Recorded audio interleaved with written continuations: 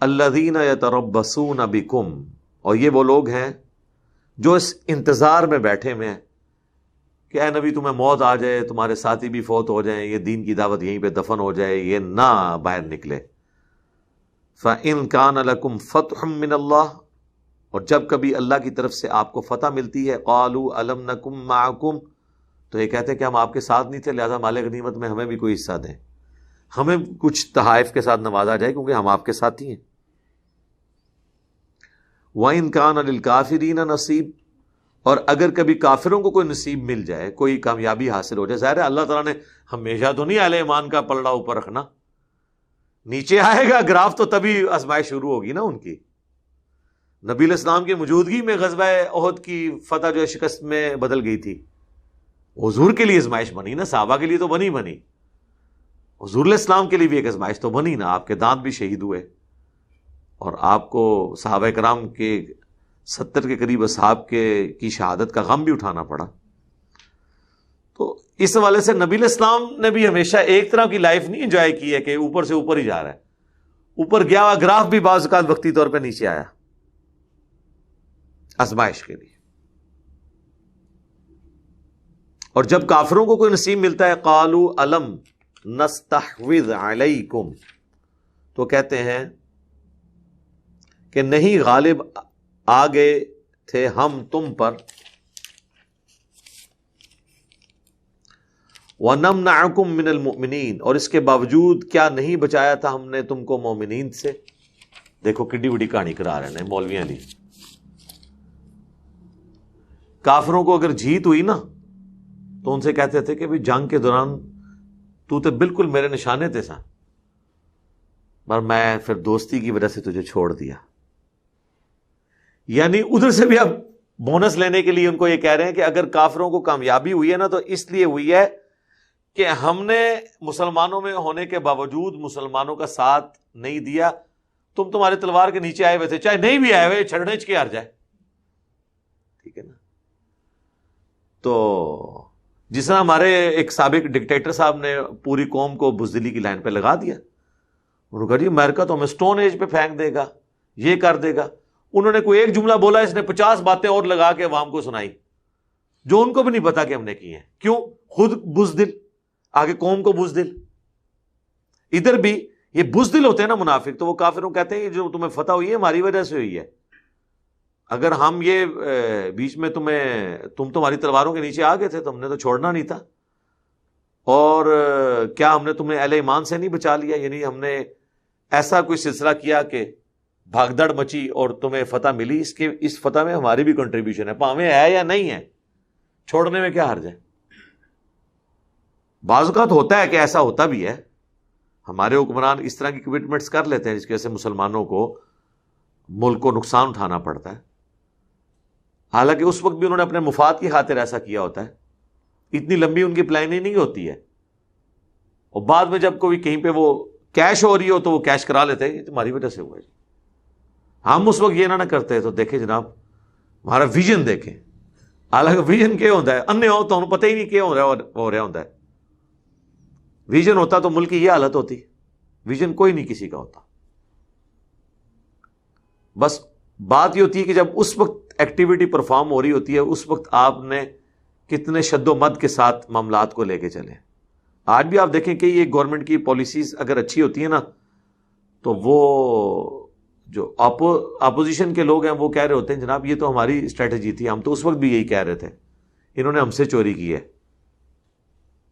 اگر اس کے اوپر کوئی اچھا رسپانس ہے، اگر وہ اچھی اسٹریٹجی پہ برا رسپانس آ جائے اور وہ ان کی بھی خواہش ہو، وہ کہتے ہیں جی اسی تے ادو بھی یہی کہنے سے، حالانکہ اس وقت انہوں نے یہ نہیں کہا ہوتا، کچھ اور کہا ہوتا ہے، لیکن وہ آپ کہتے ہیں تیل دیکھو تیل کی دھار دیکھو۔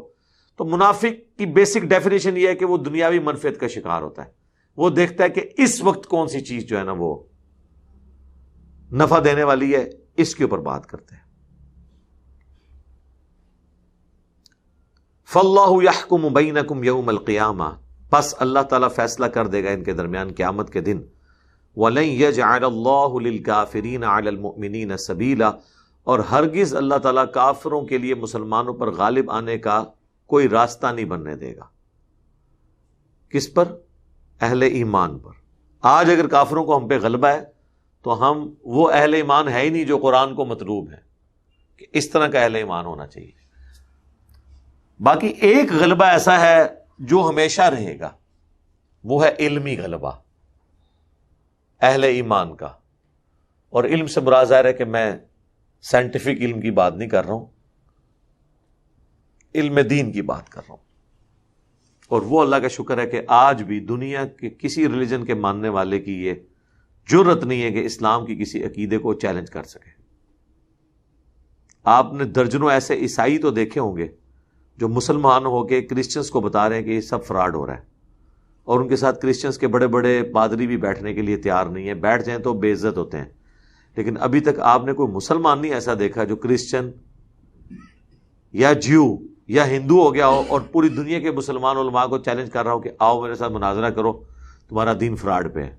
کوئی آیا ہی نہیں ہے ابھی تک، میرے علم میں تو نہیں ہے. آئے تو دیکھیں اس کے ساتھ کیا ہوتا ہے علمی طور پہ.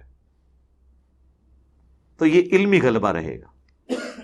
اسی لیے جو بخاری و مسلم کی حدیث ہے نا، جو اکثر جہادی تنظیمیں اپنے اوپر لگاتی ہیں کہ قیامت تک میری امت کا ایک گروہ حق پہ قائم رہے گا، کوئی نقصان پہنچانے والا ان کو نقصان نہیں پہنچا سکے گا، وہ حق کی خاطر قتال کرتے رہیں گے اور غالب رہیں گے.